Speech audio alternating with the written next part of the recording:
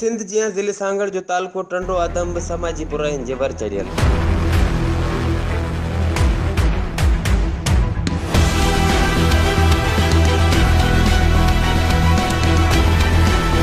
जिते शहर में व्याजखोरी, फाशी जा अड्डा, जुआ जा अड्डा, मनशियात जा अड्डा, चर्स, भंग, आफीन, गुटको, सफ़ीना, मेनपुड़ी, माओ ऐं ॿियूं मुज़र सेहत शयूं सरेआम विकिरो थियण लॻियूं, जे नौजवान नस्ल खे तबाह करे सवें ज़िंदगियूं बर्बाद करे छॾियूं।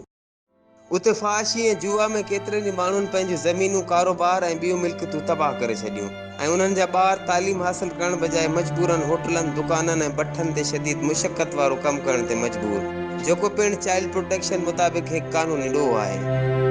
मनशियात शहरनि समेत ॿारड़ी जे नंढनि वॾनि ॻोठनि में सरेआम विकिरो थियण लॻी। ज़हरीलो शराब वापराइण सबबि नशे जी हालत में ड्राइविंग करण सबबि केतिरनि ई गबरू नौजवाननि पंहिंजूं हयातियूं विञाए छॾियूं। ज़िले सांगड़ जे शहरनि तोड़े ॿारड़ियुनि में व्याज जो कुदो कारोबार उरूज ते, जंहिं सबबि सरकारी मुलाज़िमनि समेत केतिरा ई माण्हू व्याज जी दलदल में फाथल। गुज़िरियल केतिरनि ई ॾींहंनि खां व्याजखोरनि ख़िलाफ़ इलेक्ट्रॉनिक ऐं सोशल मीडिया ते हलंदड़ ख़बरनि जो कंहिं बि नोटिस न वरितो।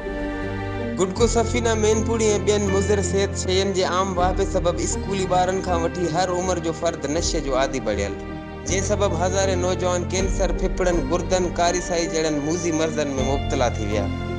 टंडो आदम बी सेक्शन थाणे जी हद में मशहूर ज़माना गुटके ऐं सफ़ीना जो main dealer Mohammad Aslam Jamali police खे ख़रीद करे हफ़्तावार हज़ारे रुपया भत्तो ॾेई शहरनि समेत ॿारड़ी जे इलाइक़नि में रोज़ाना लखे रुपए जी सफ़ीना विकिरो करे थो। असांजे बाख़बर ज़रियनि मूजिबि मोहम्मद असलम जमाली गुज़िरियल 2 सालनि खां हिन ज़हर जो कारोबार करण में मसरूफ़ आहे, मगर पुलिस खे मंथली ॾियण सबबि कॾहिं बि गिरफ़्तार न आहे थी सघियो। सिंध हाई कोर्ट कराची जे आर्डर बावजूद टंडो आदम पुलिस मनशियात फ़रोशनि ख़िलाफ़ को बि क़दम न खयो। टंडो आदम जे समाजी ऐं सिविल सोसाइटी SSP सांगड़ ऐं आला अख़्तियारनि खां इहो मुतालबो कंदे चयो, सफ़ीना गुटके जे मेन डीलर मोहम्मद असलम जमाली खे फ़ौरन गिरफ़्तार करे शहर समेत ॿारड़ी मां समाजी बुराइयुनि जो ख़ात्मो आणे नौजवान नस्ल खे तबाही खां बचायो वञे।